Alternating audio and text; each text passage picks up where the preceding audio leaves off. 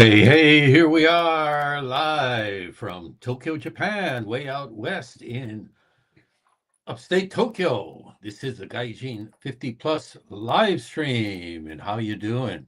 I already have I had a comment waiting for me as soon as I came on here. It's from Gaijin Guru. I don't know if you can see it yet in the comments, but he said Japanese women are champions of Asia. And I guess that's in soccer, the run up to the World Cup, and they just beat Australia 1-0 in the final. That must have been an exciting game. 1-0. The Japanese female soccer team, football team, as our UK cousins call it, and in Japan they call their female team Nadeshiko Japan. Howdy, Steve. How you doing? Looks like you're the only one here for OK. We just had a uptick there in our members. Welcome, everybody. And I'm on my own today. I'm all by my lonesome. I just got Karl contacted me a couple of days back, and he said, well, he says, I've got something to do and earlier in the day, and I don't know if I'm going to make it back on time, or I might be on time, or I might be a little bit late. And just a little bit, just a few seconds ago, he sent me a message that says he's not going to be making it back. So I'm all on my lonesome here. Hi, Dan. How you doing? Tokyo Dan is with us, my good friend here, and David Cole. Hey, David. David, I always think to myself, David Allen Cole, even though that's not your name, but it's an easy name for me to remember, being a country western guy. Tokyo Dan said to me the other day, you ought to talk about your experiences in the country western world. And I've thought about that actually, but I hesitate very much to do so right now, because I'm still active in the Japanese country western world. And so I have to be careful about what I say, just as I'm still active in the university job. And in that regard, too, I have to be very diplomatic about my opinions. But I have some pretty interesting stories, especially not so much about university. The university work is great. I love it. So not too many stories about that. But the Japanese country world, I've got some stories that are pretty hilarious. But give me some time. One day I'm gonna drop out, and I'm gonna quit performing. And at that time, I might spill the beans, But until then, I've got to depend upon people coming to my performances and things like that. By the way, I'm going to be doing a performance this coming Saturday. That's March 29th in Akasaka. We're going to have a really hot band. The fiddle player is probably Japan's top country fiddle player. The guitarist is probably Japan's top electric country guitar player. And the steel guitar player is probably Japan's top steel guitar player. And of course, the singer is the world top singer, me. So if you'd like to come, I'll tell you, drop me a line. I'll tell you where it is. You do have to pay, I'm sorry to say. But if you want details, drop me a line and I'll let you know. All right. Steve Martin says, Japanese wrestlers are also top-notch, women and men. A young lightweight from Japan joined Penn State's team a few months ago, and he is already a world champion. Yes, the Japanese women and men are both known for that wrestling. What do you call that wrestling? Is that called Olympic wrestling or competitive wrestling, as opposed to, giant baba kind of wrestling? But yeah, Japanese people are quite strong in the wrestling world. Yeah, this is some sad news. I was surprised to see that Chuck Norris died. He was 86. Yeah, and I read a story. I ran across something that sounded like he died, so I chased it down. And they said that he was working out, and he was still in really good shape, and then all of a sudden he wasn't. So they didn't announce any kind of cause of death. They said, please respect our privacy, which is cool. But if anybody knows any details, please let us know. Good old Chuck Norris, huh? Quite a guy, quite a good guy.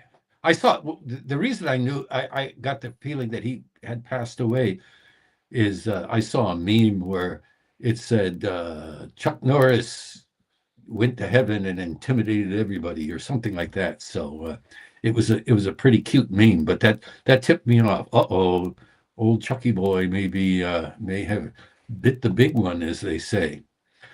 All right. Tomorrow, just to let you know, I am going to go cherry blossom viewing for the first time in years. A friend of mine who I had gone to cherry blossom viewing with them in the past, but I hadn't gone for a number of years. They suddenly sent me an email and they said, "Hey, we're going on Sunday. You want to come with us?" So I said, "Hey, why not? I'm going to go. I'm going to go hang out for a while." Cherry blossom viewing is much tamer than it was in the past, I think, or the fact that I don't drink means that I don't see a lot of the rambunctious behavior that I used to see in the past from everybody else drinking. I remember when I was going to Sophia University. Sophia had two campuses back then. One was the international campus, and one was the Japanese campus. And the international campus was in Ichigaya, and the Japanese campus was in Yotsuya.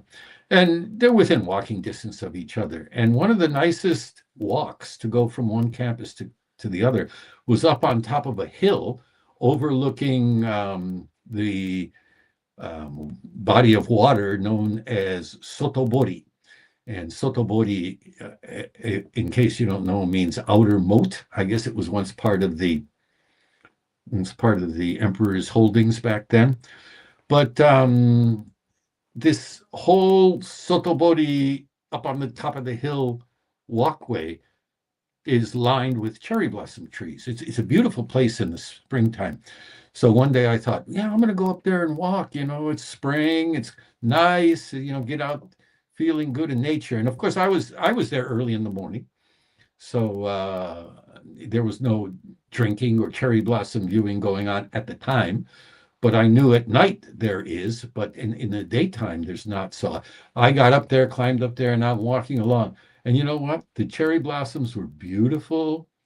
The weather was nice, but it stank to heaven because there was the odor of alcohol, stale alcohol. I guess it had been dumped out, and vomit, and rotten food and things like that. So it was pretty gross. It sort of like broke the whole mood of the cherry blossom season. But it was, like I said, it was beautiful, but it could have been better. Okay, Steve says, in U.S. high schools and colleges called Catch As Catch Can, a bit more free than Olympic freestyle or Greco-Roman. That's what I was thinking of, Olympic freestyle, Greco-Roman. Back in the day, I took fourth in state in high school. Hey, way to go, man. Way to go. Your glory days, right? Used to throw that speedball by him, and all that kind of stuff. Yeah, congratulations. Wrestlers have to be wrestlers, and grapplers have to be respected, and I don't mean or else or anything like that. But it's a rough sport. Yeah, I mean, you have to be in shape physically, and you have to have stamina, and you have to be smart. So way to go, Steve. And no drinking for Ohanami? Whoa, Christmas without Santa Claus. Yeah, maybe so. But when I used to drink and go to Hanami, you sit there for a while and everything's cool and everything's happy, and then I didn't remember much of what happened the second half, because there's a lot of drinking during Hanami. There used to be. I don't know if there is anymore. Is there? Anybody have any experiences these days? When I go tomorrow, I don't know what everybody else is going to be doing, but I'll go and buy my all-free Asahi super dry non-alcohol beer, so it'll look like I'm drinking, but I won't really be drinking. Kind of sneaky, but Japanese people have really perfected non-alcohol beer. When it first came out, it was tasted horrible. And you take one sip and just go, ugh, and throw the rest of it away. It was so bad. But I don't know what they did or how they did it, but they really, really got it down. Of course, non-alcohol beer doesn't have the depth or the body of alcoholic content beer, but the taste is pretty good. And it's funny about that, um, because alcoholic beer, I could continue drinking that all day, all night, and be fine, never get filled. But there is a limit of how much alcohol-free beer you can drink. So there's a country song called "Hell Yeah, I Like Beer," and there's one line in there that always makes me laugh. They say, "Everybody says you shouldn't drink too much, but why does it seem like there's never enough? Hell yeah, I like beer." Okay. So Steve says, alas, North Carolina is not famed for wrestling. I was in my first or second year of college when Michael Jordan was in high school in the same town, Wilmington. Yeah, Michael Jordan. I'm from Chicago. I was never a professional basketball fan. Chicago Bulls, I had no idea what they were doing, who was on it, or anything like that. And then a guy I met came to Japan, came to Tokyo, and he was from Portland, Oregon. And the way he explained it to me, in Portland, basketball is a big sport because it rains so much that you can't really play outdoor sports. So everybody likes indoor sports. But he was a real basketball fan. And he was raving about basketball, and I said, "Yeah, I don't care about basketball." And he says, "Are you kidding? Have you ever seen this guy Michael Jordan?" And I said, "Yeah, well, he's just a basketball player. Who cares?" But following his advice, I watched Jordan one time, and I became hooked. And I was a big time Bulls fan while Michael Jordan was playing. And then when Michael Jordan's quit, I stopped being a fan. So that's my whole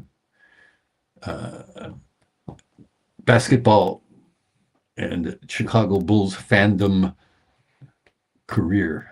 Okay, let's go back to a story we talked a little bit about this last time. Gasoline prices. Remember we were talking about it? It was pretty high. I think it was 160 last week, not last year, but last week or something like that. And some people are saying, well, it's going to get up to 180. But look at this sign, 200 to the liter. That's regular, right? And 212 for high octane and 187 for kerosene. I don't think I've ever seen 200 before on a sign like this. This is not the, just to be sure, though, this is not the average price. If you're talking about average prices, it says the wider impact of the Middle East crisis has reared its ugly head in Japan as average gasoline prices hit a record 190.8 per liter as of March 16th, according to the Oil Information Center. That's a 29 yen jump from the previous week, surpassing the prior record of 186.5 set in September 2023 and equaled in April of 2024.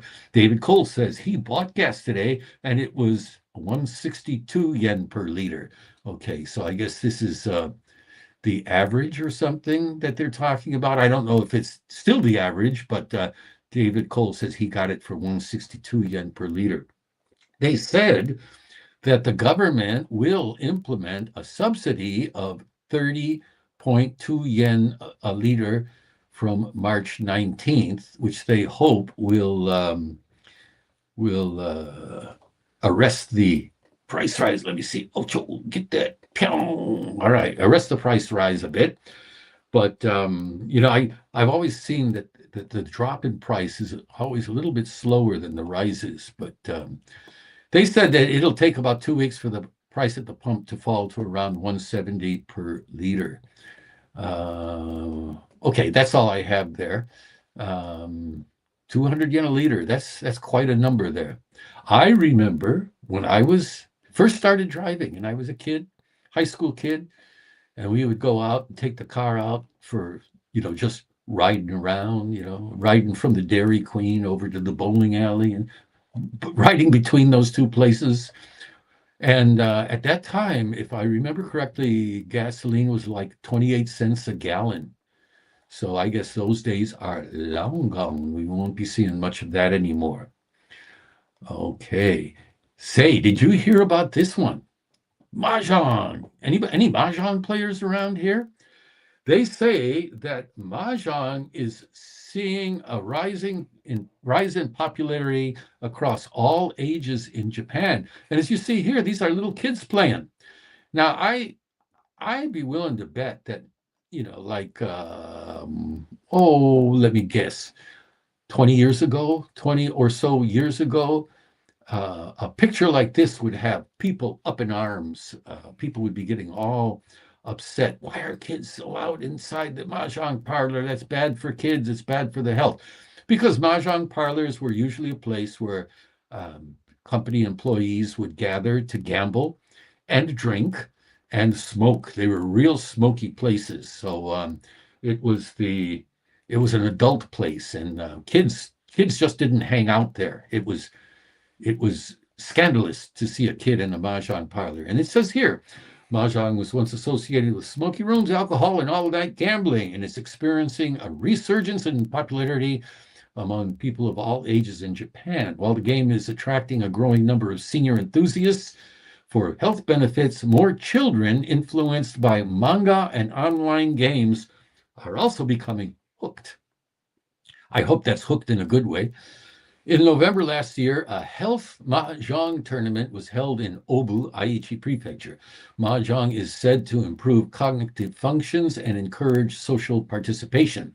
Some 10 tables were set up, and participants, mostly elderly citizens, focused intently on their tiles at tables devoid of alcohol and tobacco. Well, that's cool. I think that's pretty cool because mahjong is a fun game. I mean, it's not like playing cards or anything like. It's just that it's physically different and the vocabulary is different, but it's the same as cards, and it's a lot of fun and it's very exciting. And the bad part about it in the past, I mean, if you smoked, it wasn't bad, or if you like to drink, it wasn't bad. But the bad thing was all the gambling, because some people would get into trouble because of the gambling.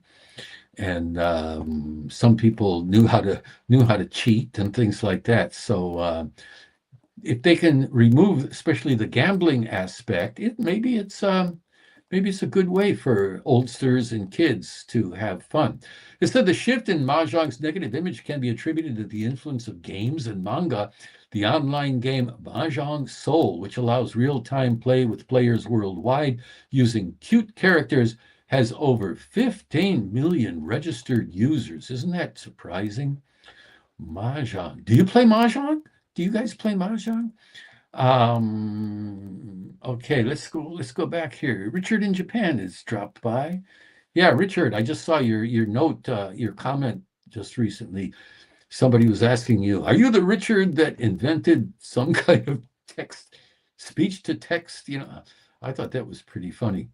But Richard says, our gas out here in the sticks rose to 182 per liter, but has now dropped back to 160 per liter. It was 156 before the Hormuz shock. Yeah, maybe the government subsidy is helpful in that regard.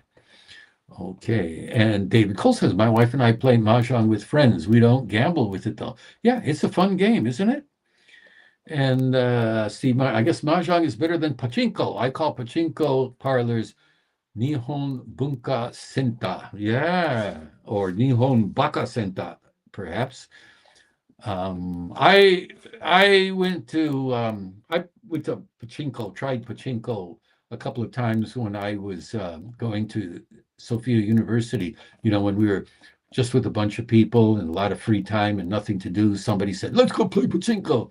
And I went, and I didn't think it was much fun just sitting there, especially when it became electric, and the noise in a pachinko parlor is just too much. I hated it. But Mahjong, let me tell you my story about Mahjong. When I first came to Japan, And I got out of the army and I started teaching English. And I looking around, watching what's going on. We all want to fit in and get into the Japanese thing here. And I was working at companies. I did a lot of company class teaching, so I wanted to fit into the Japanese salaryman vibe, right? So I had the drinking part down in those days. There was no problem with that. But I quickly realized that in order to do well in a business environment in Japan back then, there were three things I needed to master. One was golf. Everybody was playing golf back then.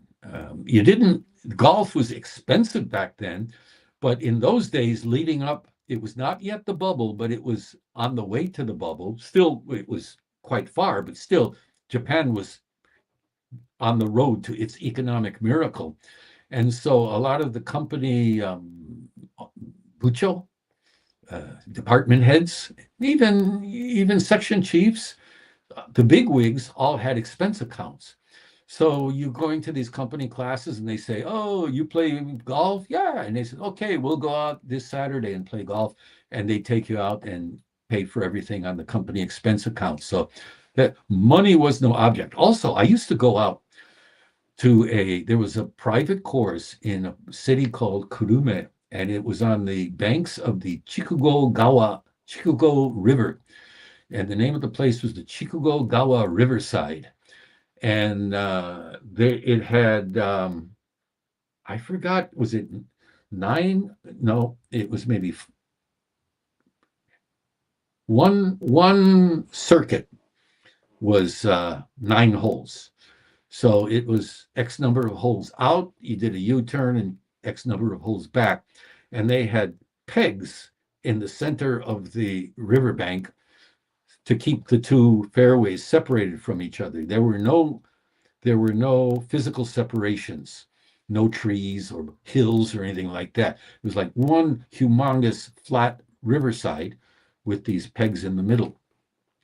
And that was 500 yen for 18 holes, I think, which was really cheap. And I used to go out there all the time, but it was a real bare bones kind of place. You had to drag your own bag behind you and things like that. But it was good enough, except after a typhoon, you couldn't go there because the riverside was flooded.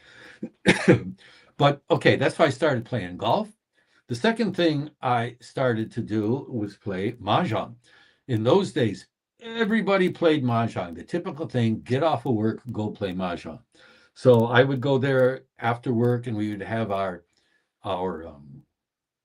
class, and after class, we'd go hit the mahjong parlor or go drinking. Right, that was their big thing, and it was always on the company's dime. But the mahjong was betting, and if you lost big, it stung a little bit. And the third thing that I figured out that I had to do is I had to learn some Japanese enka songs, 3 or 4 enka songs. Now, back in those days, there was no karaoke. Yes, I was here before Japan had karaoke. However, the big thing was, at the end of a class or for a certain event, or somebody's leaving a going away party, or every time there was some kind of a party, it was one of the things where you would go to a room that's a big tatami room and low tables, and everybody would sit there and be eating all kinds of sashimi and tempura and Japanese style, and drinking sake, and then beer, and then all kinds of stuff. And even though there was no karaoke, those parties always involved singing.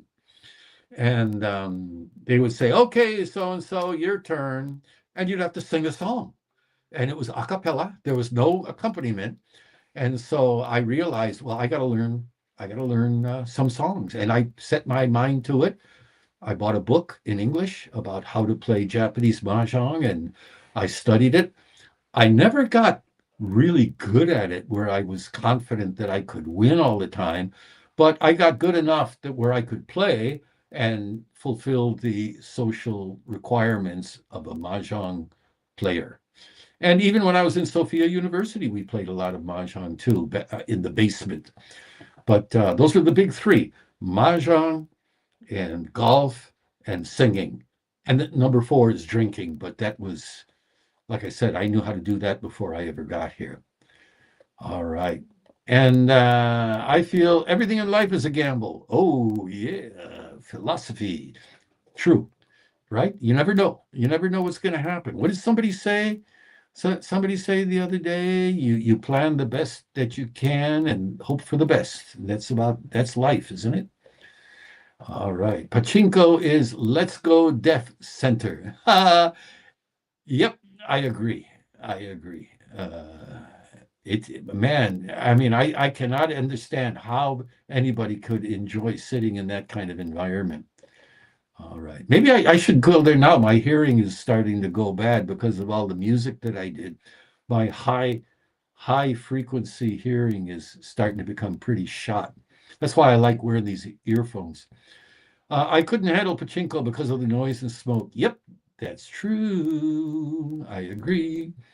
The first time I heard Enka, I thought, that's nice. The second time, I thought, wow, that sounds like the first one. And the one after that got real tired and got real quick. Yeah, that's the bad part about Enka. It is very repetitive.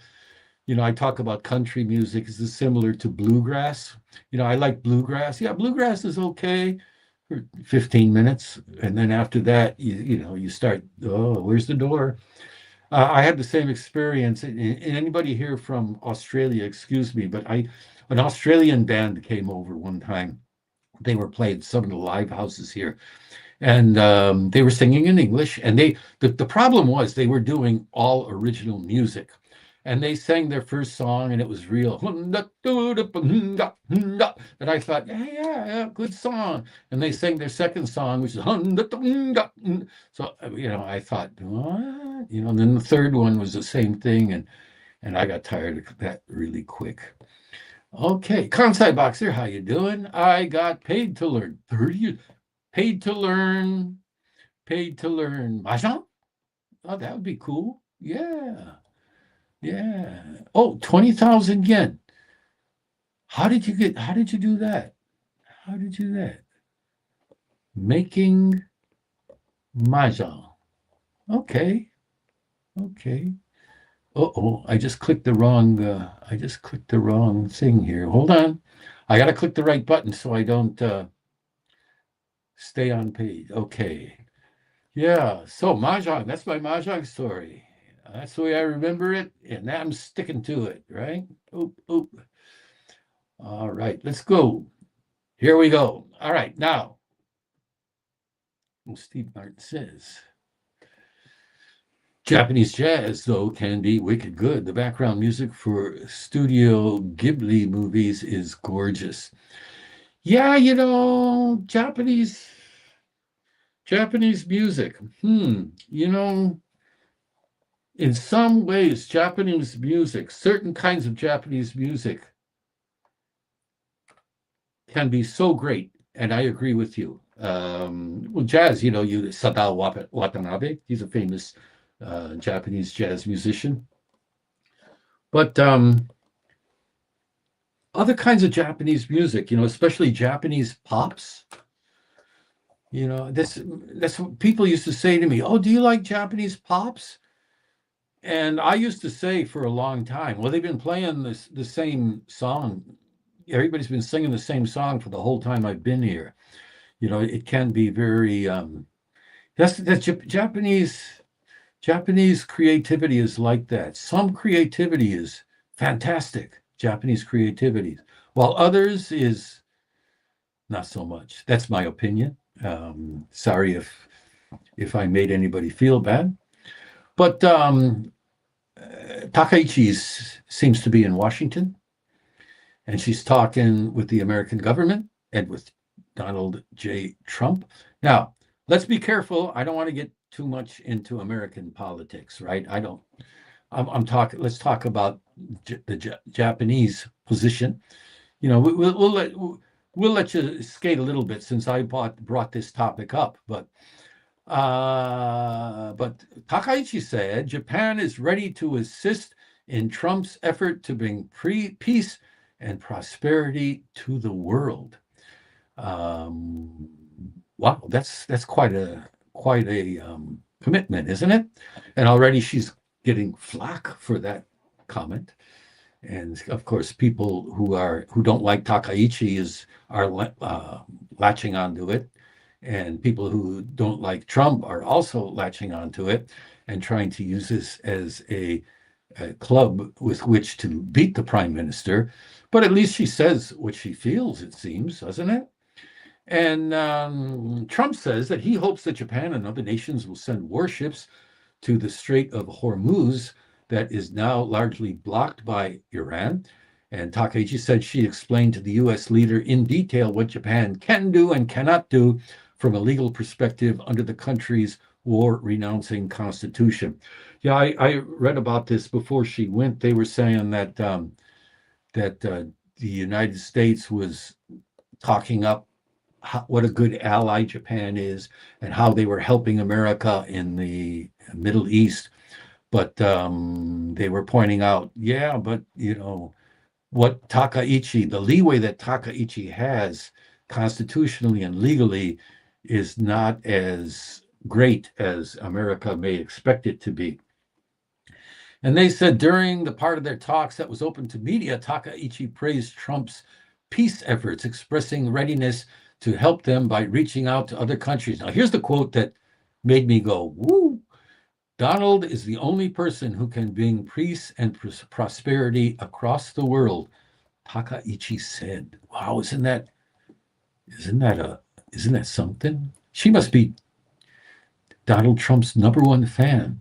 Trump, for his part, says he believes Japan is stepping up to the plate in recent days over the Iran war, unlike NATO. I've heard some commentators complaining about that point of view, about Japan stepping up to the plate, as if Japan is being more aggressive or acting forthwith for the benefit of the United States, especially the Asahi Evening News didn't like that part.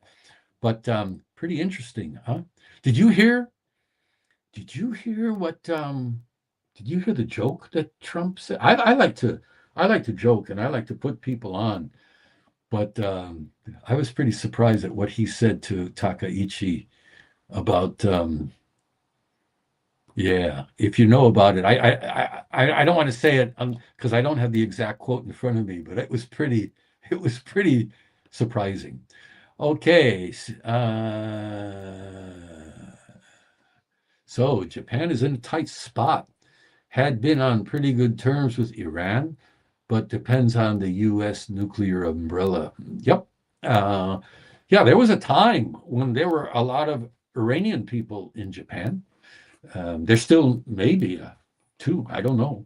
But there was a time when there were a lot of Iranians running around Japan, and to the point that it became a social problem because a lot of Iranian young men were paying enough money to get inside the gates at a train station, and then stand around in groups of 4 or 5 or 6, checking out the girls walking by and checking out the general public. And a lot of people got really upset about that, and it really surprised me because there was a lot of it. I witnessed it too.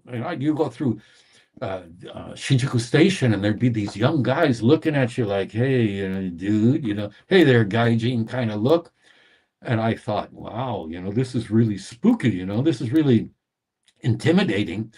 And Japanese people started complaining about it, and they were gone. They were there, and a short while later, they were gone. I don't know if they were warned, told to cut it out, or if they were booted. So every time I hear a story about Japan getting tough on foreigners, I think about that. And I know that if Japan wanted to get tough, they know how to do it. Okay, let me go back to my... Okay, so maybe they meant, do you like Japanese pops? as speaking to an old man. Yeah, probably. Maybe, but those days I wasn't that old. Not that old. I am now. Okay. Oda Kazunasu's Kotoba ni Dekinai song 1981 was used in more CMs on TV than any other Japanese song. I didn't know that. Kotoba ni Dekinai. Can't put it into words, right? Okay. Making a note here. All right. Yeah, and there have been some Japanese pop songs that have been excellent. Don't get me wrong. Fuse Akira, great. Who is that guy? Ozaki Kiyohiko. What a good voice he had. But he ended up moving to Hawaii. I was personally a fan. Can I tell you a story? I was personally a fan of all people, Miyako Harumi. And she's an enka singer. I think she may be Korean. She may be a Zainichi Korean. But anyway, the reason I became her big fan is I had just come to Japan. And one of the things that I used to do is I watched TV. TV all after Sunday afternoon, I'd watch TV because they used to have these music shows, and it was for all afternoon. And the music shows back then, they all had full bands, saxophones, and the whole multiple person big orchestras. And famous people would sing, and they would have competitions among amateurs, and they had a family singing show and things like that. And I'm sitting there watching this, and that's one of the ways I started to learn Japanese was by watching these shows. You'd hear a word, the same word come again and again, and you would say to somebody, "Hey, what does something mean?" And they tell you, and oh, okay, and you'll never forget it. But anyway, I'm slowly learning Japanese bit by bit. But back then, everybody, English speaking person back then and now, knows the Japanese word sayonara. It means goodbye. Everybody knows that. So I knew that. That was the one of the one or two words that I knew before I came here. And then I'm watching TV, and here's this cute little girl in a kimono, very Japanese style. Oh, I'm in Japan, really putting me in the mood. And there she was, sayonara, sayonara. And I thought, oh, I understand that word. And a lot of songs from back then that I really liked had the word like sayonara in it. And that's why I became a big fan of Miyako Harumi. I went to her concert 3 or 4 times, and I had a good time every time. It was very exciting. Okay. Ironic, the LDP now relying on their peace constitution, even while wanting to scrap it for something more proactive. Yeah, it's going to be really hard to scrap the peace constitution, isn't it? I mean, Japanese, I don't think that the majority of, I may be wrong, but I don't get the feeling that the majority of Japanese people are eager to scrap the peace constitution.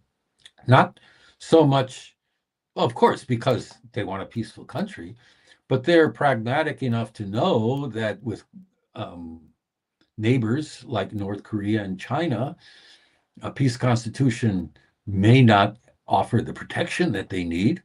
But then again, they also, I think, are still very wary about trusting their government too much, even though Japanese people tend to get along and go along and be very obedient. I think they're a little bit scared of their government. Who knows? Maybe I'm wrong, but that's just my feeling. All right. Japan's prime ministers have been very smart in dealing with Trump. They will feed his ego and build him up without making any commitments. Could be. I think Takaichi is better off vis-a-vis Trump than the previous guy. That previous guy was a globalist to the core. And I think Trump is really happy with Takaichi. And she's no young chicken, as my mother used to say, but she knows how to turn on the charm, watch her eyes. My good friend Tokyo Dan I think it was Tokyo Dan was always telling me, yeah, watch Takaichi's eyes. She knows how to charm the men. And if you watch it, it's true. She'll give him that little look over her shoulder like that. Okay. But she is a tough little chick. Takaichi is a good kabuki actress. Could be, yeah. Yeah, kabuki uses the eyes too, right? Takaichi doesn't do that, but yeah. I've always said the Japanese people are masters at presentation, aren't they? They may have something that's old and not so attractive or not so beautiful or not so shiny, but they know how to fix it up so it looks like it is. All right. She has to blow smoke up there where it needs to be. A Nobel Prize nomination letter. Well, there was a time when I think Donald Trump had a pretty good case to be made for a Nobel Peace Prize nomination, but I don't know about now. We'll see. Okay. And sorry, Kazumasa. I think that's correcting a name, right? Okay. And nailed it, Kansaiba. Okay. How about Trump's comments about about pH? pH. Who's pH?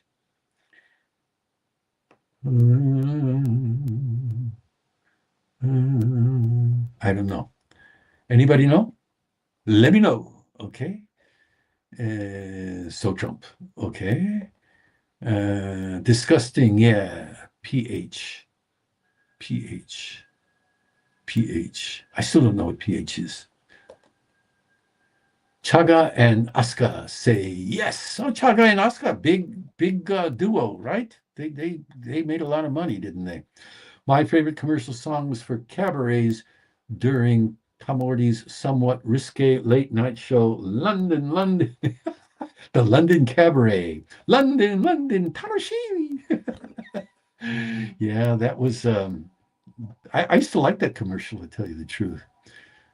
Remember, there was another show that it was very risque, and it might have been Channel 12. Channel 12 used to have a couple of risque shows, and they even had risque commercials. Remember that? And they talked about this spray. You spray it on your car, and you wipe it, and it makes it shiny. I think it was the car finish, or it was your windshield. It cleans your windshield or stops it from something like that. And they had this woman. She wasn't scantily dressed, but she was suggestively dressed. I think she was showing her navel and maybe had a low cut thing. And she was a gaijin, and she was holding the sprayer and in a rag, and she would say, "Shoo to yaru dake," which sounded really, really risque and suggestive. Okay. The U.S. didn't warn its allies about the strike on Iran on 28 February. Trump referenced the 1940, that's it, 41 attack on Pearl Harbor. Who knows better about surprise than Japan? Why didn't you tell us about the Pearl Harbor? That was it. PH, thank you. That's what it was. Yeah, sorry, I was being thick there. I'm talking about many different things, and the comments come up a little bit later, and I don't connect them right away. That's what's good when Karl's here. He helps me out on that. Helps the old guy out, right? Okay. PH, what are you talking about, PH? Right? Okay. So Pearl Harbor, yeah. In one regard, if a bunch of guys were sitting around drinking beer and BSing, that would be a funny joke, wouldn't it? I mean, really, let's be honest. If we were sitting around and saying, "Oh, nobody knows better than the surprise attack than Japan," you would go like, But I don't know if I'd say it in a diplomatic meeting. That was a little bit over the top, even for the Donald. So quite the diplomat. Sure, that he is not. The cringe look on the PM's face was hard to see. I didn't see the actual connection. I'll make a note and I'll make it a point to look at that. Yeah, it says that she was puzzled. Okay. And they said Trump isn't playing with a full deck. Yeah, a lot of people say that. Okay, but I don't want to get too deep into those weeds. But okay, let's move on. Sanai was a decent heavy metal drummer. Yeah, they say that I've seen pictures of her back then when she was a drummer. She looked pretty good, like everybody does when they're young. Okay. And Rich sets me straight. Pearl Harbor PH. Thank you. PH, I was thinking of water quality or something like that. Sorry about that. Oh, there you go. James Coburn, Speak Lark. Remember? Yes, I do. He used to, yeah, got paid a lot of money smoking a cigarette. Speak Lark. Oh, remember? And what's his name? As far as one-liners, what's the name of that young guy who was in Catch Me If You Can?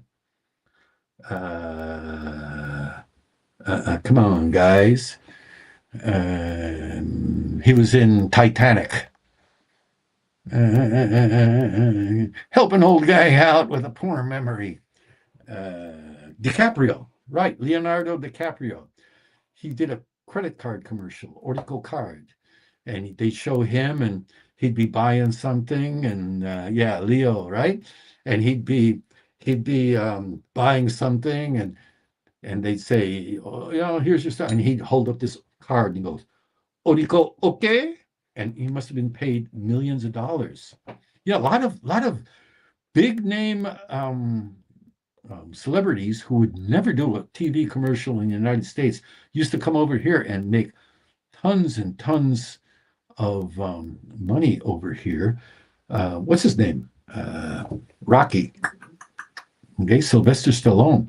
He used to do a ham commercial. He used to come over here and do, was it Pudima ham or Ito ham, and he would like once a year come over here, do a commercial, get $1 million, go back home. And I remember I saw an interview, talk about a guy who gives a good interview. The Japanese press was all over him, and they said, hey, Sylvester, what do you think about sashimi? And Stallone said, sashimi, ain't that like going out on the field and biting the cow? So I think, what a guy, what class we have. Okay. Oh, the other guy who used to do commercials, Schwarzenegger, remember? He used to do direct TV commercials. And for a while, they made him stop because of he used a copyrighted word from a movie. But direct TV, which was a cable TV service, was coming to Japan. And they showed these boxes being put on an airplane to go to Japan, or off of an airplane to come to Japan.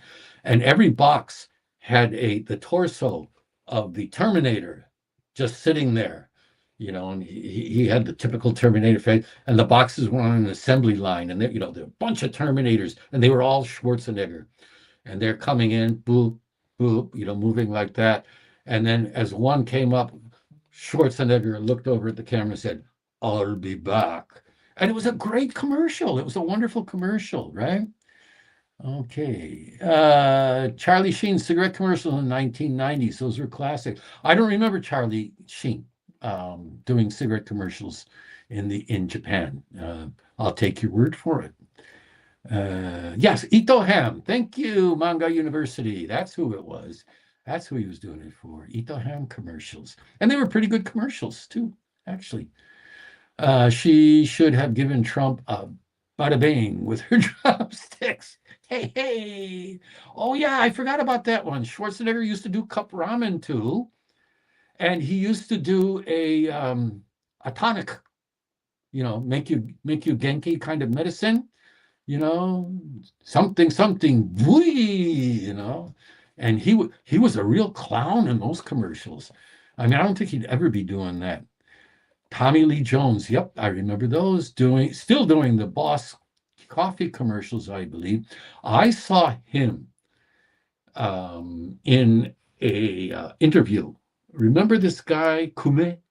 I think he passed away just recently. He used to be really big on, I think it was NTV Evening News, and he was known for being a real smartass. And he did an interview with Tommy Lee Jones. And I guess you know, Tommy Lee Jones is actually a graduate of Harvard University. He roomed for a while with Al Gore or something like that. But anyway, during the interview, I remember I saw this and I thought Tommy Lee Jones was going to let Kume have it right between the eyes because Kume said to him, well, tell me, how do your parents feel? Don't they think it's a waste that you graduated from Harvard University and only became an actor? And man, I think Tommy Lee Jones' face developed about 3 or more creases in it during the few seconds before he replied. And he replied curtly, and I mean, he told people later that the guy's a jerk, and he was too. We all know that. Okay, Sheen's commercials were for the Parliament brand of smokes. Okay, all right. Cigarette commercials. And a young Brad Pitt did ads for Edwin Blue Jeans. That's right. You're absolutely right, aren't you? That's true. You know what surprised me when I first came here in 1969? I don't know how far back. Well, some of you guys go back as far as I do. Do you remember Little Peggy March? Little Peggy March sang a song back when some of us were in high school called I Will Follow Him. Do you remember that song? I love him, I love him, I love him, and where he goes, I'll follow, I'll follow. Remember that song? And so I liked that song, when I was a kid. Yeah, okay, I will follow him. So I get to Japan, and I hear this chick singing a love song in Japanese that was drop dead good. And it went, Wasude nai wa anata wo. And it was really good, really soulful and sexy. And it was Little Peggy March. And evidently, little Peggy March, when she was little and making a lot of songs in the United States, singing rock and roll girl songs like they did in the past, my boyfriend, my boyfriend's back and that kind of crap. But evidently, she made a lot of money, and her mother or her father or both of them stole it all or squandered it all or spent it all or made unwise investments. And she ended up with no money. And so she had to hustle to make a living, and she released a couple of records in in Japan, and also Germany. She was a big thing in Germany too. If you ever have a chance, Little Peggy March, Japanese hits, look it up. You might be pleasantly surprised. Okay, we got the only time I remember seeing Tom Morty in awe of a guest, Miles Davis. He was a badass. Yeah. He looked bad to the bone, right? Yeah. Tom Morty. I always had a pretty good impression of Tom Morty, except for that damn eye patch he was always wearing there for a while. Okay. Teresa Tang, most Chinese singer ever in Japan. Yeah, Teresa Tang, very good singer. Excellent singer. Yeah. And there have been others. There have been others, other Chinese singers that have made it big over here.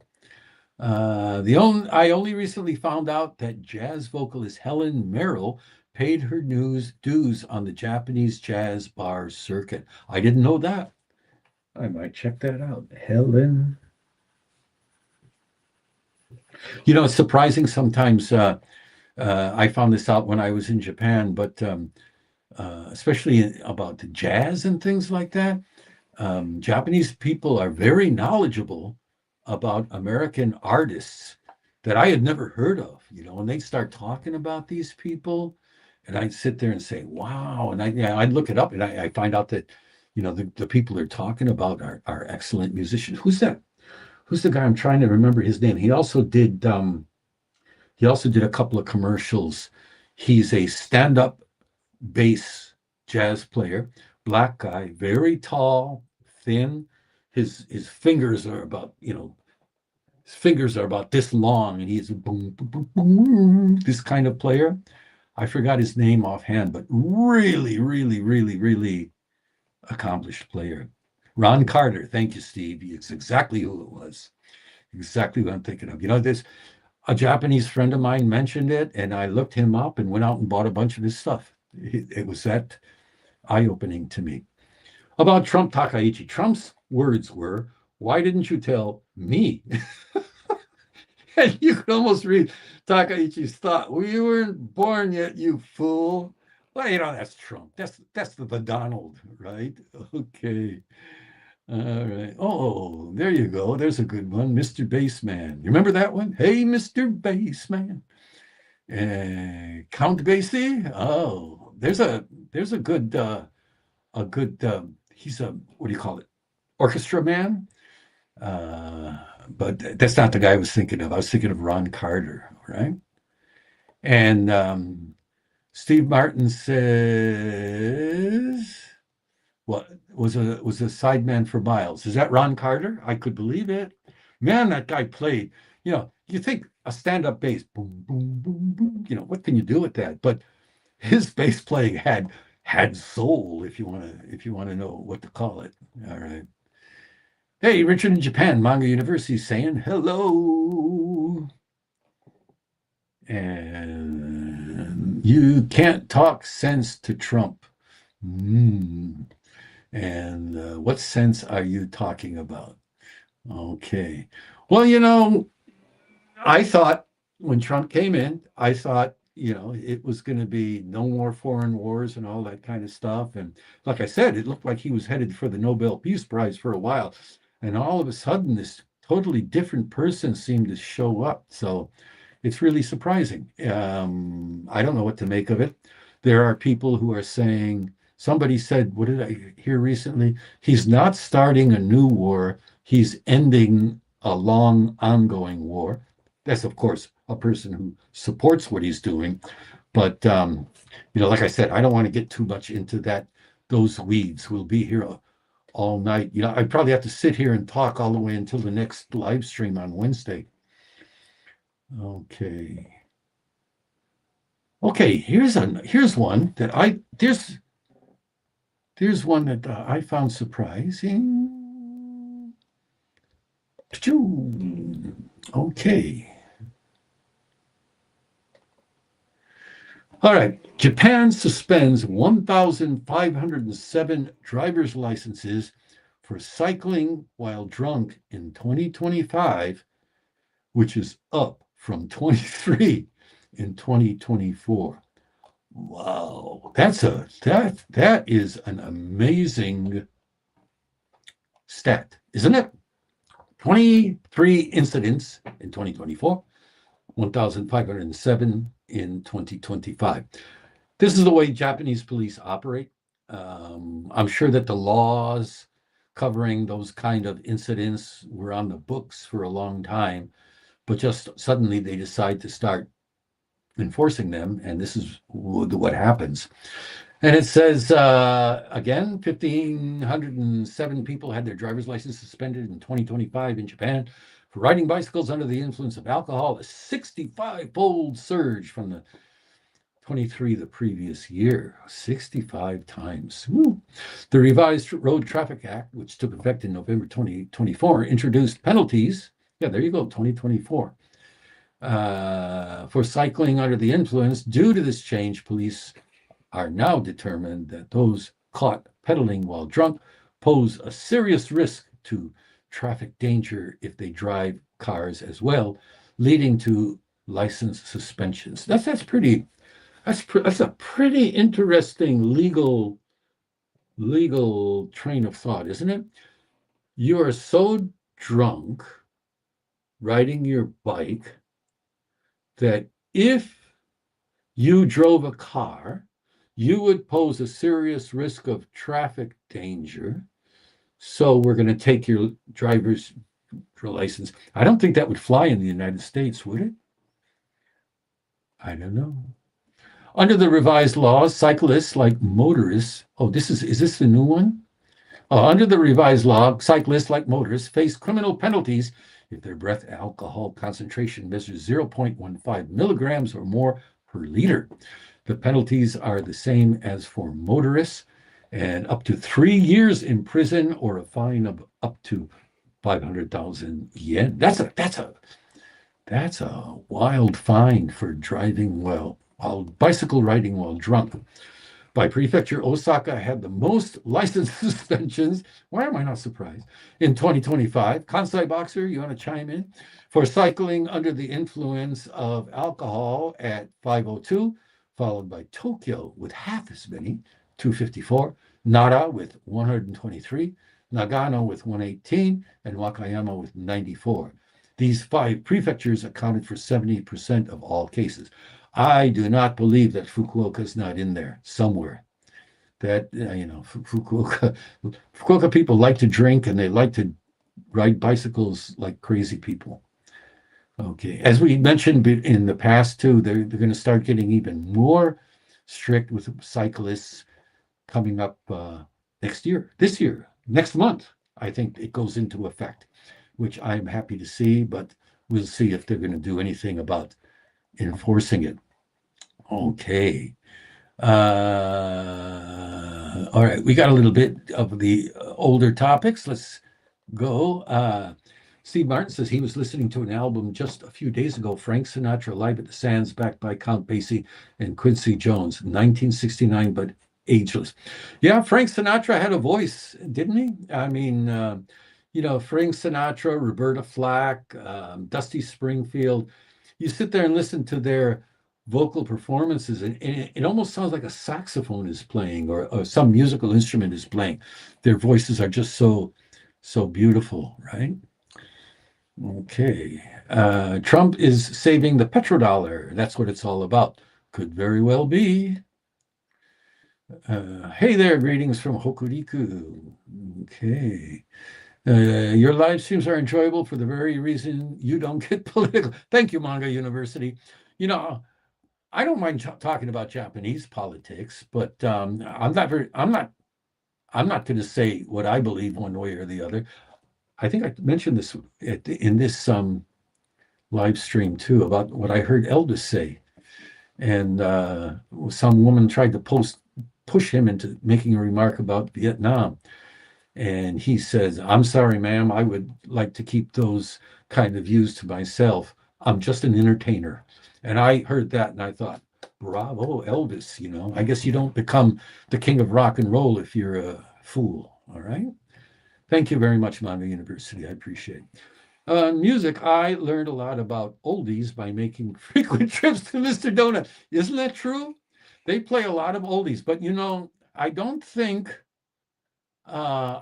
think that they're the original bands. I think they're remakes, that makes it cheaper for them. But it's very true. Mr. Donuts plays a lot of oldies. Okay. Filling the money coffers is a higher priority than protecting the public. Yeah, it sure seems that way, doesn't it? It always seems there's an ulterior motive to everything. Especially these days, it seems to be getting worse. Worse and worster, like my little brother used to say. Really hoping the new regulations are effective at keeping bicyclists off the sidewalks. I hope so too, but I'm not going to hold my breath. I heard that the new regulations did say that bicyclists were effectively barred from the sidewalk, but then bicyclists were up in arms, and that they watered down the restriction, saying, in principle, stay off the sidewalks. But if you ride on the sidewalks, do it safely. So, that's been in effect from the very beginning, but nobody does it. Nobody. Anyway, my greatest fear is walking at night and stepping into those concrete dying with the carp swimming by me. And no, you say that almost every week. That must really bother you. You're in Okinawa, right? Here in Tokyo, those concrete drainage channels are almost all covered. They used to, I remember back in the day in Fukuoka when I first came here, there were a lot of open concrete drainage ditches or channels, benjo ditches, we used to call them. And I always used to, when driving, I always used to feel scared that my tire would go into one of them or something. Okay. When fools rush in, yes, where angels fear to tread. Okay. Exceptions are being made for children and the elderly, which is understandable. Yes, that's true.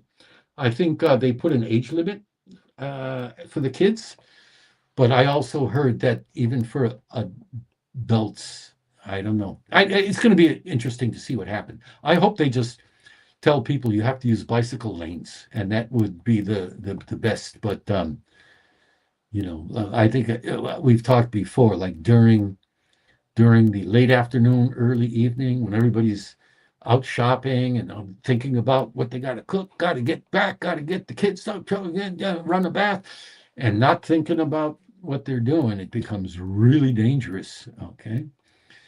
The background music, even in the 100 yen shops, is top notch, either jazz or Brazilian, and original artists. It's frustrating to know that I'm the only one from the shop that knows him by name. Okay. Yeah. All right. I've never noticed. They must be playing something, I would imagine. I read an article about one time about the music, how it's used to affect shopper behavior. Okay. Beetle60, good name. All right. They're mostly open here in Nishinomiya. Okay. Oh, we're talking about the benjo ditches. Yeah. Okay. In the countryside, I'm sure they are. And probably in Tochigi when I was there too. And mostly in Hiroshima too. All right. What bicycle lanes? Very few of those. Yeah. Okay. And benjo ditches. The drainage are covered in Okinawa too. Thank you, Rich. What bicycle lanes? Very few of those. Yeah, in some areas, in Bunkyo-ku, where my university is, even on the main road, they have very clearly demarcated bicycle lanes along the side of the road, and they're wide, and they're often used by cars and trucks as parking areas. So, yeah. Where I'm at now, yeah, some places have it, some places don't. Some places have a very narrow strip on the side of the road with a bicycle mark on it. So if people are forced to use those bicycle lanes, it's going to be interesting to see how that is regulated socially. Okay. Got to admit, those drainage canals do come in handy when you got to take a late night whiz. Yep, that's true, isn't it? Yep. Yeah. And like I said, we used to call them benjo ditches, and benjo basically means like toilets. So, and you can drink the water from the benjo. It's really clean. I don't know if I would. I don't know. Just just just don't do it every day. Okay, yeah, I would just by the name, right? That would be like saying, "Hey, toilet water's clean. You can drink." I don't know.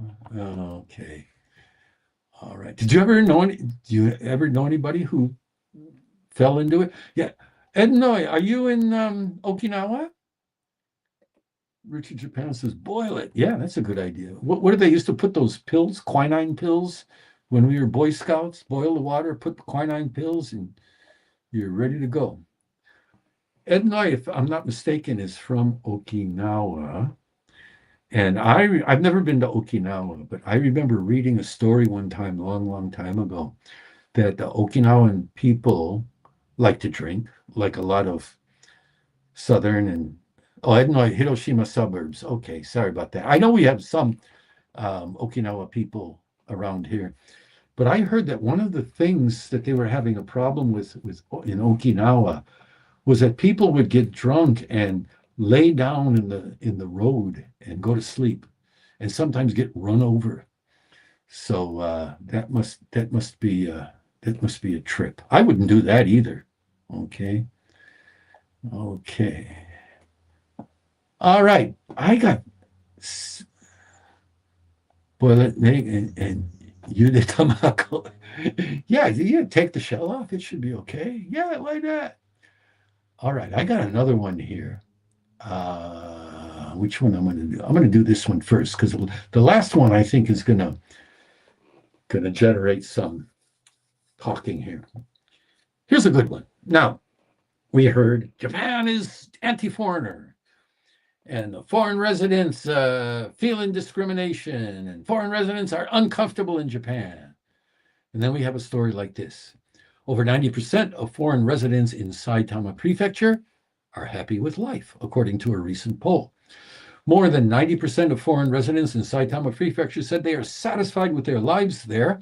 According to a prefectural survey, respondents cited safety and favorable working conditions as key reasons. In the life satisfaction section, 49% answered satisfied and 43% somewhat satisfied. Well, that puts it in, 92%. The main reasons were good public safety and ease of living at 69%, being able to understand the culture and customs of Japanese society, 52%, and favorable employment conditions, 28%. Meanwhile, 5% said they were unsatisfied or somewhat unsatisfied, with 39% of the group citing discrimination against foreigners, making up the most common answer. 59% said they wish to stay in Saitama permanently. Many respondents asked the prefectural government to provide more opportunities for interaction with Japanese locals, with comments including places where we can talk with Japanese residents would be helpful. Some comments included, if Japan accepts any foreigner indiscriminately, crime and public safety could worsen, so proper screening of those entering Japan is important. Now, this is a gaijin saying this, a gaijin from China. Don't let any kind of riffraff gaijin into this country. It'll hurt public safety and increase the crime. So you got to screen those barbarians before letting them in. Another person said, I've worked in Japan for over 30 years, bought houses and paid taxes. So please don't treat me like an undocumented foreigner who doesn't. True. I feel the same way. And I want to study more Japanese, especially kanji, but it's hard to do so alone. So there you go. I mean, these are good sentiments. I'm surprised, after some of the news we hear, like all the gaijins are hating it here and they're being discriminated against. This actually sounds like they're liking it pretty well, right?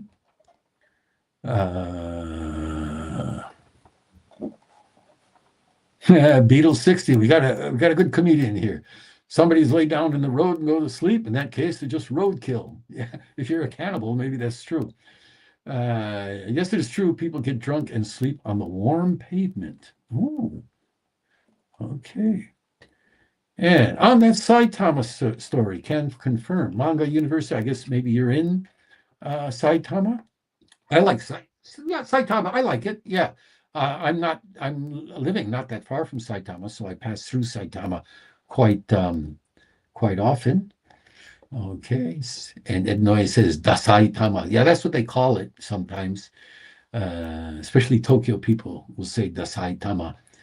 But that's a little bit, it's like looking down, like I everybody knows I've mentioned it that I've been doing country music in Japan, but when I was living in Chicago as a young guy, we would never have anything to do with country music. We looked down on people from south of Springfield, Illinois. That was funny. When I went back to the States, I was in Indiana, and south of Kokomo, Indiana, they start talking like this already, So it's a similar kind of thing, looking down on your neighboring place as being Dasai. Okay. We've got lots of ethnic restaurants and corner markets and an overall really nice multicultural vibe. Good. Yeah. Yeah.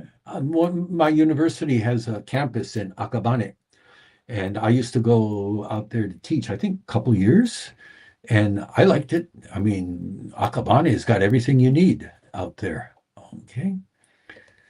And when I was searching for suicide statistics in Japan, I found the Japanese cases were broken down by cause. Foreigners only by nationality. Isn't that interesting? What was the top nationality for doing that? Okay. All right. I wonder what the Japanese causes were. I bet you some of them would be surprising. Police stats show that foreigners in Okinawa actually bring the crime rate down.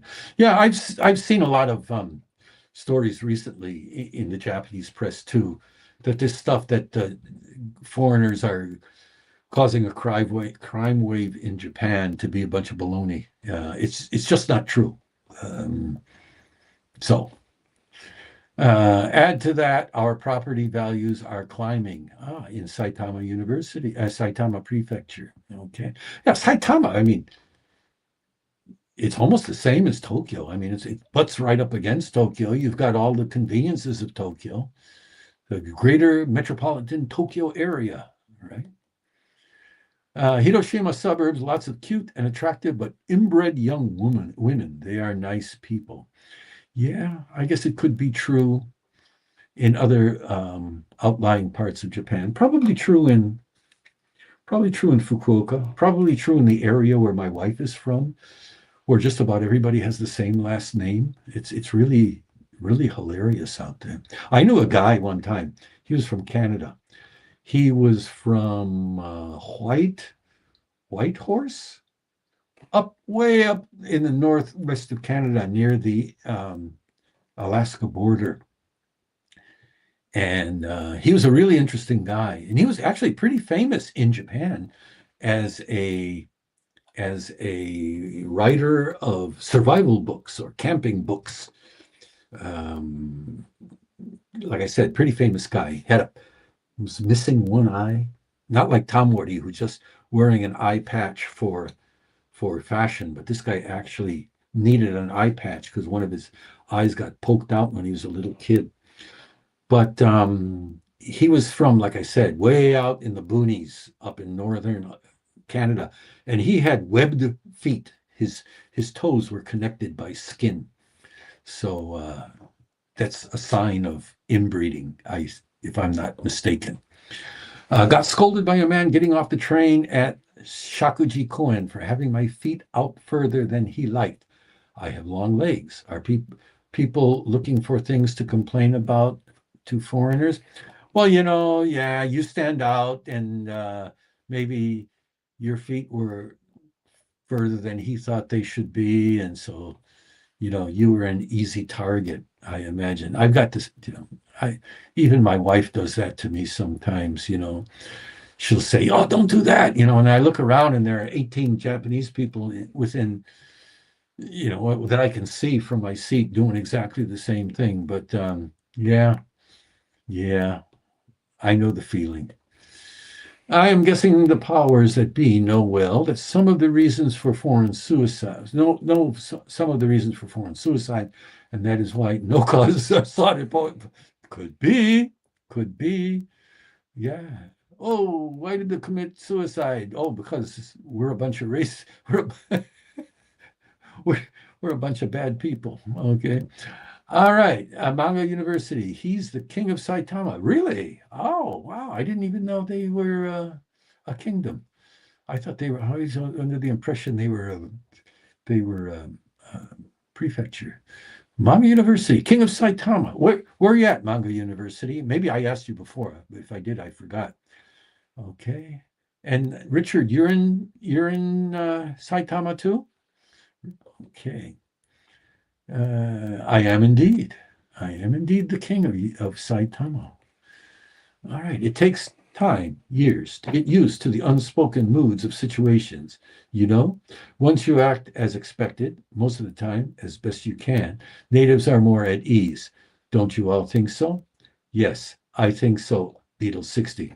However, like I said, I used to live out, I spend most of my time out in Tochigi, and it was in a little town called Yaita. I think they've got a population about 28,000 and falling. And I was quite the highlight of everybody's personal existence. I don't know of any other foreigner who was living out there. My friend came to the train station near my house. It wasn't Yaita, it's Kataoka, which is a small unmanned station. And he got in the taxi, and he started explaining my where my house was. And the taxi says, "Oh, you mean that gaijin who lives up on the, yeah, okay." And he knew who I was and all this kind of stuff. So I'm sure I was the talk of the town because of my looks. And I always think, I may be wrong, and this may rub some people the wrong way, but I've always had the feeling that because of my physical gaijin appearance, that I am intimidating. Compared to, especially the older Japanese, I am tall. Compared to the younger Japanese, I'm not tall at all. Compared to Americans, I'm not tall at all. But older Japanese or smaller, I'm much physically larger. So I'm sure that if they first see me, their first reaction, even if they don't show it within their heart, they're feeling, oh, oh, oh my God. And that's the way I feel sometimes when I meet up with somebody who's physically much bigger than I am. Oh, Jesus Christ, who's this guy? And then, but I've always found, and when I, like would go to the supermarket and go through the checkout, people would, they don't meet you eye to eye. They just, Japanese are really good at that. When they're in an uncomfortable situation, they focus very hard on what they are doing so they don't have to interact with the person in front of them. But I found out that all you had to do was say something, a kind word, pleasant, a greeting, um, oh, you're so busy today. Something like that, something as simple as that. And it broke the ice and you became friends. And from then on, everything was fine. Like Al Capone used to say, you must, I don't know why I thought about this, but Al Capone used to say, you can get a lot further with a kind word and a gun than you can with a kind word alone. So maybe I should get a gun. Okay. But I think you're right, Beetle 60. You can learn how to fit in. I mean, I fit into my small nook of Japanese society quite well. All right. Saitama's favorite king. Hey, there you go. Best of health to Dolly Parton. Dolly Parton, something happened? Oh, I hope she's not feeling bad. Dolly Parton's one of my favorite people in the whole world. She's glitzy, she's over the top, and all this kind of stuff. But I have seen her perform acts of kindness and consideration that were not necessary at all. But she goes out of her way to be nice to the people around her, which I really, really appreciate. I've got a Dolly Parton story about one of her songs. If you'd like to hear it, let me know in the comments and I'll tell it. Otherwise, I'll move on. Yeah, my wife is likely a bit inbred. Okay. Probably, I would say mine is probably too, but I don't know. Do they play banjos? Yeah. Dueling banjos. There you go. Yeah, he was about as inbred as you could get, that banjo player. Dueling shamisen. There you go. Shamisen. Ooh, ooh, ooh, ooh. Wow, we're really getting a lot of comments. Good. Web feet are great for rainy, humid climates. Yeah, could be. I wanted to ask him how his swimming was, but I never got around to it. Unfortunately, poor man's passed away. I have castles in several parts of Saitama. Really? Wow. Wow. Are you rich? Uh, well, they could ask all those who killed themselves why they did it. Yeah, yeah. Everything from evening from Ehime. Hey, Ehime, from you for you. Very nice sunset here tonight. Good for you. All right. Manga University and I went to the same high school. Isn't that interesting? And found each other here in Japan a few decades later.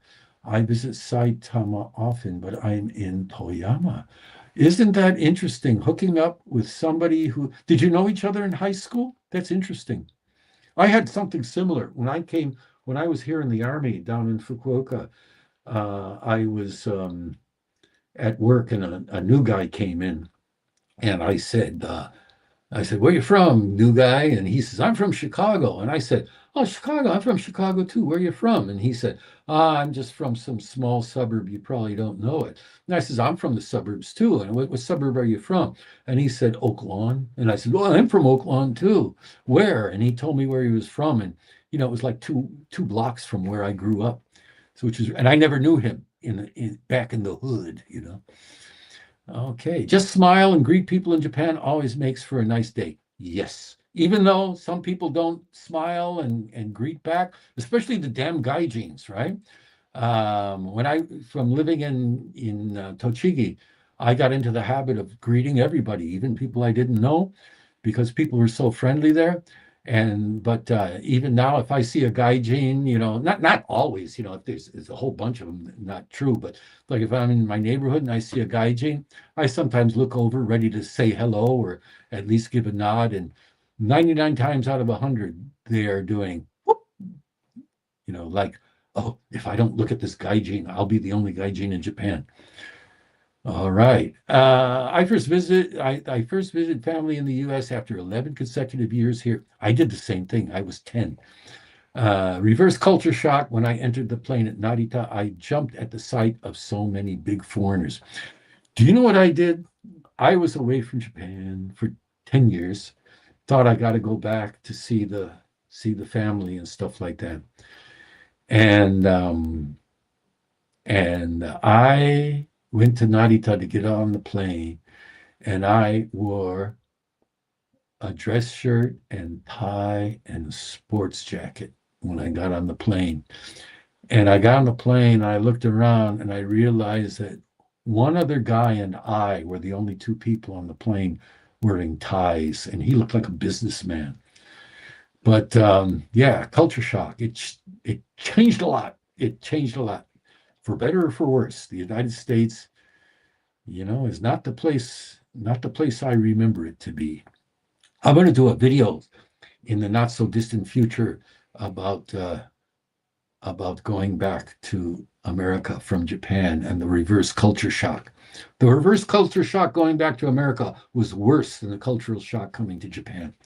And Ehime, for you, did you see the waning crescent moon follow the sun? What a beautiful sight. And Idnoy, tell us about Dolly Parton. Did you know that one day Dolly Parton, and she was already known in country music, but she wasn't internationally known as she is now. One day she got a phone call from Elvis Presley's people, and they said, Presley wants to record one of your songs. And she says, you're kidding. She was thrilled. Elvis Presley, this is my ticket and all this kind of stuff.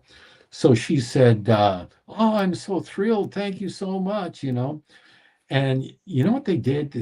I don't remember if it was specifically Colonel Tom Parker or not, but the day before Presley was scheduled to go into the studio to cut Dolly Parton's song, she got a call and they said, if Presley records your song, he wants half of the writing royalties. And Dolly Parton said, what? And they said, no, I mean, he's going to record your song. You're going to become an internationally famous songwriter. Presley wants half of the credits for words and music. And she told him to go take a hike. Can you believe that? She told him to go take a hike. No way. And that song was the song from Bodyguard that was eventually recorded by Whitney Houston. Presley was going to record it, but they wanted half of the songwriting royalties. She said no, told him to go take a hike, and it sat on the shelf for a couple of decades before it finally made it to people's ears. Isn't that great? Dolly Parton, tough little chick, you know. She puts herself forward like a ditzy woman, but she's a very, very interesting, very tough lady. Moon was out when I was walking the dog. Very nice evening here. I hope it's nice tomorrow. Like I said, I'm going Hanami tomorrow. It's great weather, Ehime, for you. I have heard dueling sanshin. It was hilarious, and the whole crowd was in. Shamisen? Okay, yeah. Yeah, there was a guy. Wasn't there a guy, Japanese shamisen player who did a lot of bluegrass too? I forgot his name. Okay. Really, RB? Okay. RB's name is Rich, by the way. I'm a couple of years younger than Richard. I met him when I was still in junior high school. Okay. Okay, cool. Yes, we knew each other in high school, met again through Facebook. We didn't know we were both living in Japan. Isn't that interesting? Oh, that's so interesting. Is the gaijin nod still a thing? Well, you know, when sorry, I keep always saying when I first came here, but you know, that's my thing. That's my channel thing. So I got to keep saying it. When I first came here, and I was down in Fukuoka, and the Shinkansen only went as far as Shinosaka, and Fukuoka was basically cut off from the rest of the country. I mean, there were trains and airplanes, but no Shinkansen. It was a backwater, and there weren't that many gaijins running around Fukuoka. And even I, as a gaijin, if I was in downtown Fukuoka in a place called Tenjin, you know, where all the big department stores are, be walking along, and it's happened a number of times, and you look across the street and you see another gaijin, and you would time the light and cross the street and go chase this gaijin down and say, "Hey man, where are you from?"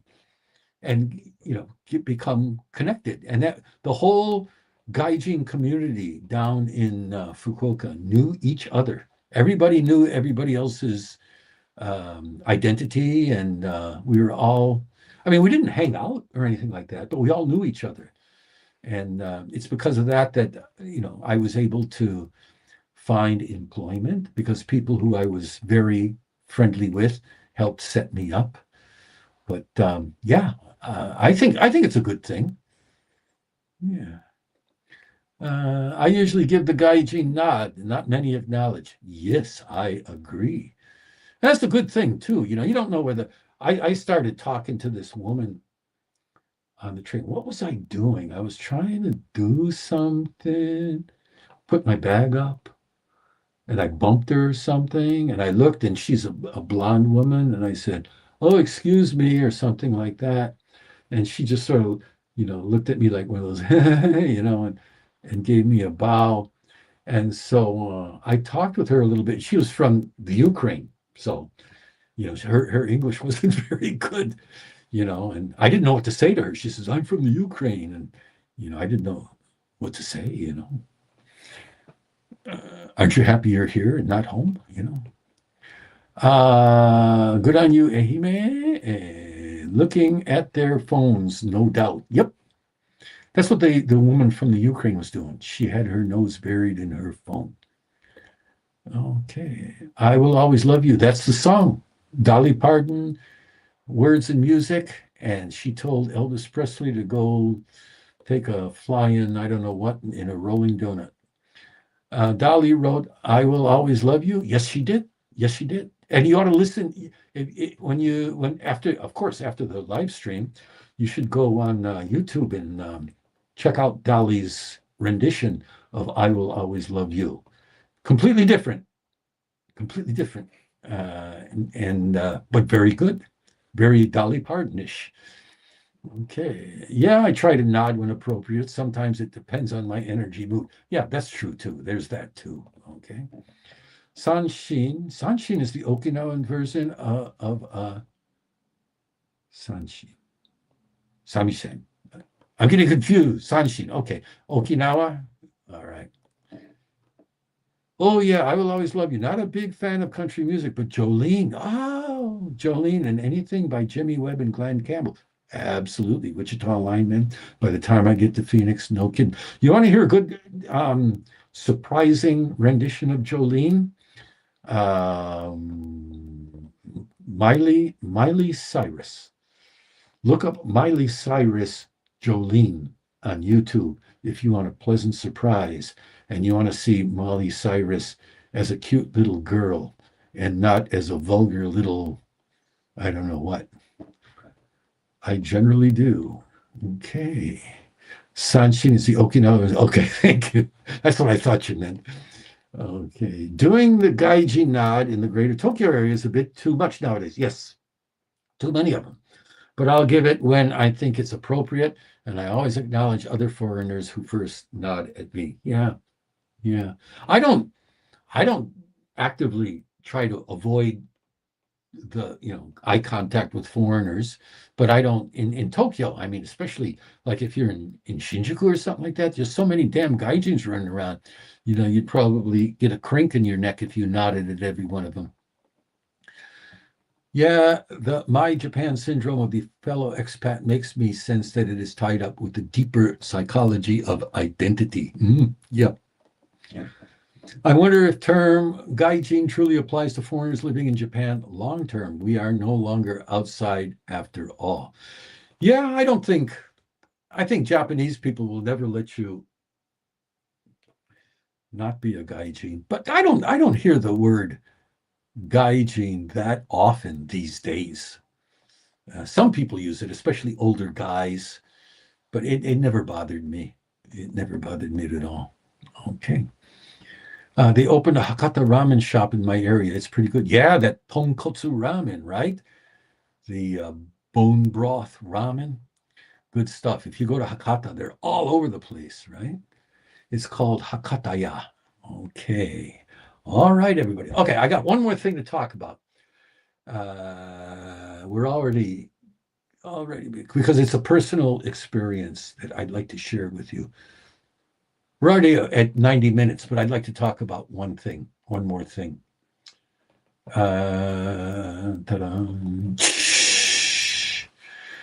Now, it's a train story.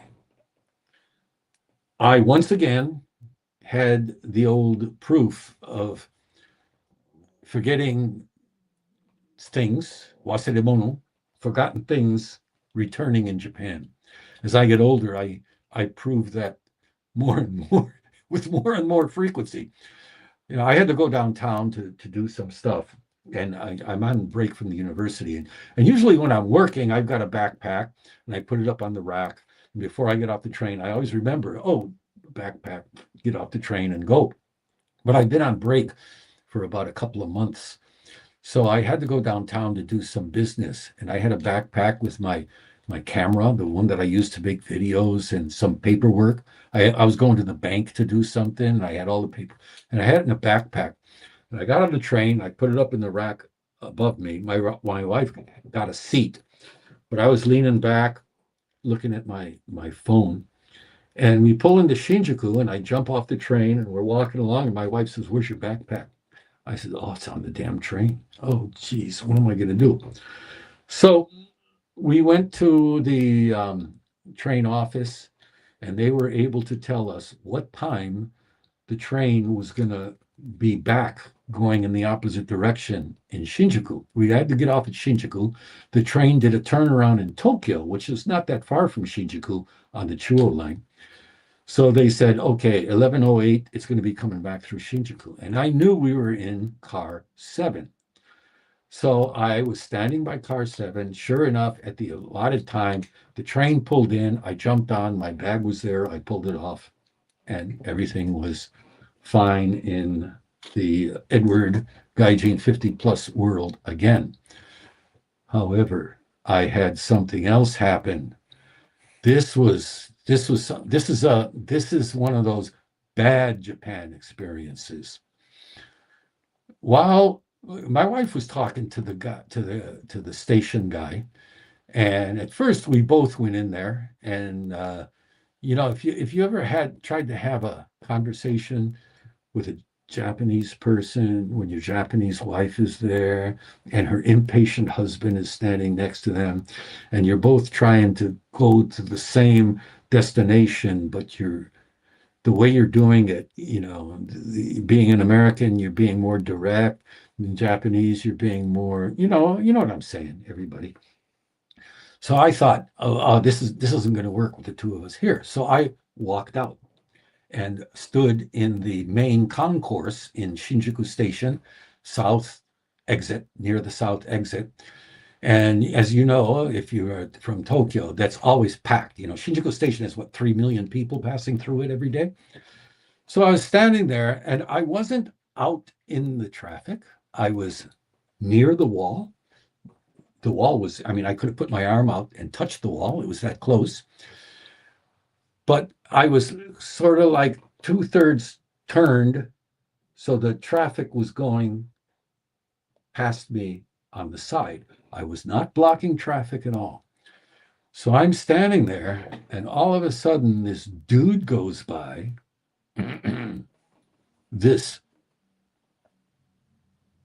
Sorry about that. This Butsukari Otoko goes by and slams my shoulder with his shoulder.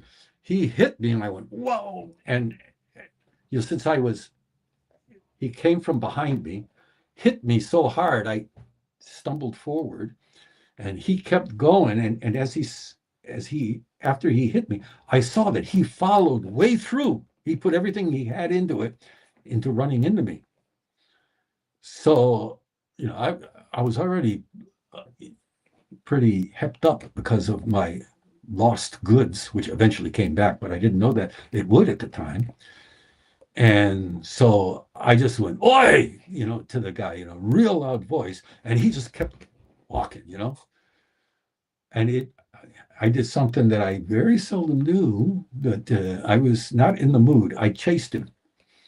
And just as he got to the ticket gate, I was still in a full run, and I pushed him as hard as I could right up at the top of his torso, which sent him going into one of these forward stumbling, whoa, like he was going to fall flat on his face. He didn't, luckily, probably.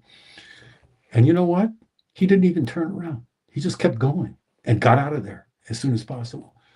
And I thought to myself, he probably saw this gaijin thinking I'm a tourist, and I would just go, whoa, some Japanese guy ran into me. What am I going to do? But man, oh man, did that, I don't get mad in public very often, but and then as soon as I do that, I start thinking, well, what if he turned around and pulled out a knife, or what if he fell down and broke his arm or something like that? But luckily, none of that happened. He just wanted to get out of there. And I realized this is a Butsukari Otoko, just like we saw that kid at the Shibuya crossing get blasted by that woman. I've never seen a Butsukari woman, but these Butsukari Otoko, evidently it's a thing in Tokyo, in Japan, where they run into people and they get a thrill out of it. They call them the trackers, and these people carefully select their justice warriors. They feel justified because you're in the way. Somebody was talking about their feet in the way, right? Aggressors, these are guys that are just angry and frustrated. And my way types, they charge against the flow of foot traffic, refusing to move or yield. Yeah, there are plenty of those, and crash into whoever is in the way. Okay, I just wanted to tell you about that. As soon as it happened, I thought, I got to tell everybody about this. These MFs, right? Menthol filters, right? This guy, man. I'm starting to understand why guns are outlawed in Japan. A friend of mine once said, "It's a good thing guns are outlawed in Japan. Otherwise, half the population would be dead in about a week." I don't know if that's true, but he used to say it all the time. Okay. Thanks for listening. You guys are my what do you call it? Stress release, stress kaisho. Okay. Let me catch up on the comments here.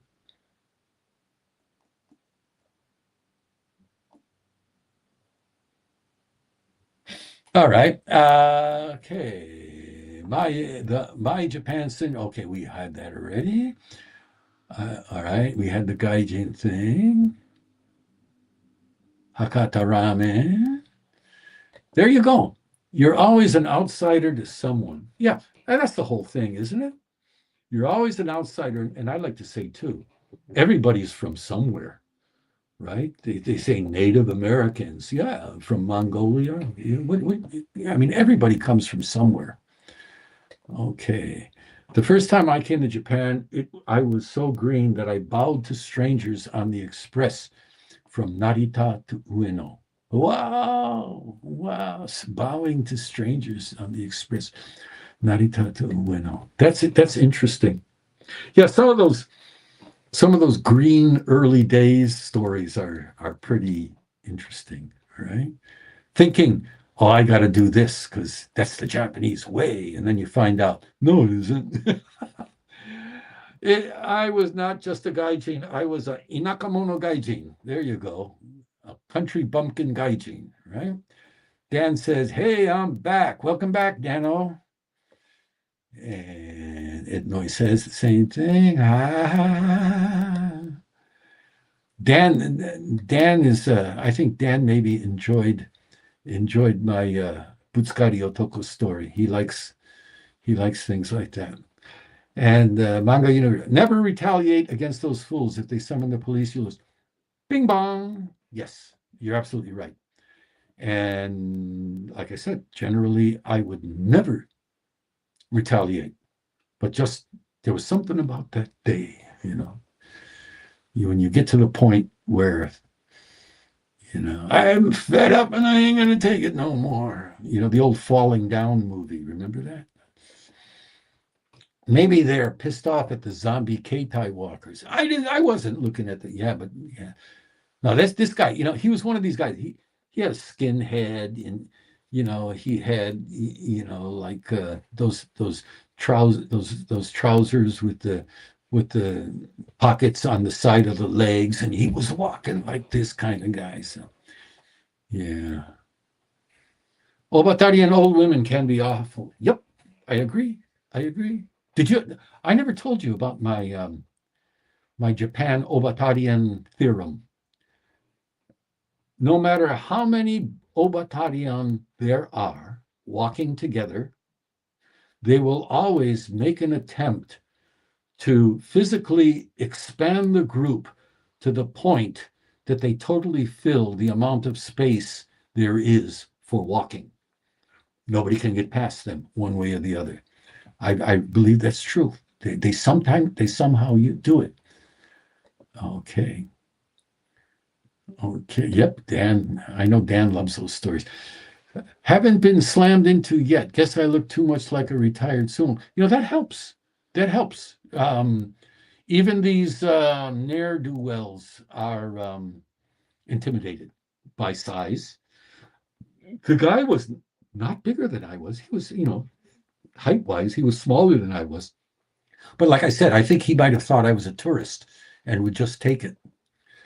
I have often thought the same about guns in Japan. Half the people would be shot. Yeah. Hey, guys, am I the only one who clicks the thumbs up? Maybe so. Good thing that you reminded me. You remind me every time. Maybe I should get that banner on there. Okay, here we go. Please subscribe, like, and comment to support the channel. It does help. The channel is growing. I am happy to report. I just had a pretty successful video that I put up about the Human Rights Hotline, which the comments to the Human Rights Hotline are pretty interesting.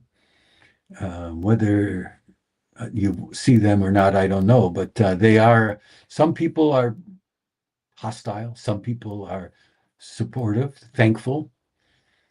Okay. So how about a heart surgery? I push the thumbs up and it only shows one. The heart thing. Oh, you'll get a heart thingy eventually. But the heart thingy, I got to, when I get off, I do a heart thingy for almost all comments. Heart thingy, that shows that I saw it. Except when some comments, people say things and I don't understand what they're saying. Damn, an ad cut in and I missed your Obatarian stuff. Do they cut in on this with ads? They do? That's horrible. Maybe I should change the ad setting. I put they have an setting that I can select, and it says moderate, light, moderate, or aggressive. And being a moderate kind of guy, I always select moderate. But if they're putting that many ads in, maybe I'll change over to the light thing. Okay. This happens all the time here. The Baba blockers. Yeah. In Osaka, Obatarians can be recognized by leopard print. Yeah. The leopard skin, pink-haired ladies. Good reminder, RB. I just clicked it. Thank you, Mango University. That's especially a meaningful one from a king too, right? The ads do cut in from time to time. Okay, I'll change that the next time because, to me, this is more about getting in here and having a discussion than anything else. Okay, that's all my news stories, and we're hitting the. Where is that? Oh, getting close to the 2-hour mark. If you have any, did you see the one about the Human Rights Hotline? If you haven't, that's a pretty interesting one. All of you are here. The King's Royal Feed. Okay. Yeah, I have YouTube Prime too on one of my accounts. It's nice. You don't have any ads. A little bit, I don't like paying for it, but I like time even better because YouTube is getting really obnoxious about ads. The Human Rights Hotline by the Japanese Ministry of Justice. I was surprised to see that when I first found it. Some people are happy to see it. I don't know if it does anybody any good, but some people are very cynical. They're saying, oh, those Japanese, they're racist to the bone. They'll never do anything to help Gaijin. And some people saying, well, I don't have any trouble, Yeah, Human Hotline. I got one coming up. It's already on schedule. It's going to be hitting the feed on Monday, I believe. And that one's going to be about English teaching in Japan, 1969, as opposed to recently. I think it's a big difference. Uh-oh. Did you talk about the PM seeing Biden's auto pen photo at the White House Hall of Fame? No, I didn't even know about that. No, I didn't even know about it. We did talk about Takeichi a little bit and about Trump's Pearl Harbor joke, but we didn't see anything about Biden's auto pen photo at the White House Hall of Fame. What? They got the auto pen hanging on the wall as part of the Hall of Fame. She cracked up. Yeah. She seems like an easy one to laugh, Nice. I like her. I don't know. Some people don't, but I think she's doing okay so far. Okay. Anything else? What do you got? Yeah. So, like I said, I appreciate everybody stopping by. Karl, I think we'll be back here next week. I'll be back here again on Wednesday morning, Japan time, to do a live stream for our North American and other country viewers. So if you can make it, if you've got free time, you can stop by again there. I appreciate everybody's participation. And oh, by the way, this video, next video, like I said, is Monday. That video is video number 99 on the GAIJIN50 Plus channel. So the one after that will be video number 100. Isn't that great? I don't know if it's great, but it's an accomplishment. When I first started doing this channel, I said to myself, yeah, 100 videos, that's a good goal. So that's what I did. And it was, I started this channel in August of last year. So in about 5 months, did a 100 videos. Woo! I'm so tired. No, but it was fun. Thanks for thank you, Maga University. Go out for some stargazing. Yeah, drop me a line. I'd like to know where you're at in Saitama because, like I said, I'm not that far from Saitama. We can get together for a cup of coffee and I can bow to the king or whatever. Okay. And Sanai is attractive in my opinion. Yeah, that's the one good thing about female national leaders. In fact, when when Tulsi was talking about running for president, I used to say, "Man, I'll vote for her for a minute. It would be so nice to have a fox as a president, right?" And 100th video is a small anniversary. Thank you for the stream. Yeah, it's a big milestone as far as I'm concerned. The way I told you, remember everybody? I told you he says that all the time. The way she uses her eyes is sexy. When you weren't here, Dan, I told everybody you always say that. Okay. I'll reach out. It would be fun to meet in person. Sure. I would enjoy it too. She looks like Tinkerbell. There you go. Very cute. Very cute. Yeah, be nice to her, Dan. She might sprinkle some pixie dust on you there. Okay. All right, everybody. Thanks a lot. I mean, to tell you the truth, I enjoy the hell out of this. I could keep going forever and ever, but I don't think that would be a very good idea. So not until, if we got, 1,000 people watching, I'd go on all day. But so thanks a lot for coming, and I'll see y'all again on Wednesday if you can make it. If not, maybe next Saturday. So again, thank you very much for coming, and have a nice weekend and nice Hanami and enjoy the weather. Bye-bye.